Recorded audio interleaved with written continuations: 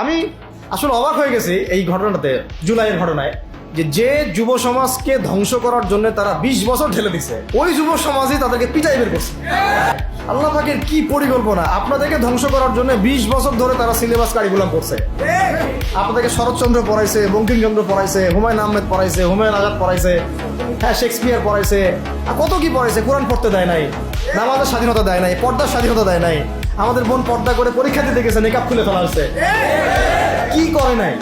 কিন্তু ওই ছাত্র জনতার হাতেই পিটানি খেয়েছে। আল্লাহ পাকের দেখছেন কি একটা মিরাকেল, আল্লাহ পাকের কি মানে কুদরত, কারিশমা। ঠিক কিরকম হয়েছে জানেন? ঘটনা হয়েছে এরকম যে ফেরাউনের ঘরেই মুসা আলাইহিস সালামকে আল্লাহ পাক বড় করছে। মাশাআল্লাহ। তো আপনাদেরকে ধ্বংস করার জন্যই কিন্তু এই পলিসিগুলো অ্যাপ্লাই করা হয়েছে। এখন আল্লাহ পাকের রহমতে আপনারা বিপদে যান নাই, আলহামদুলিল্লাহ।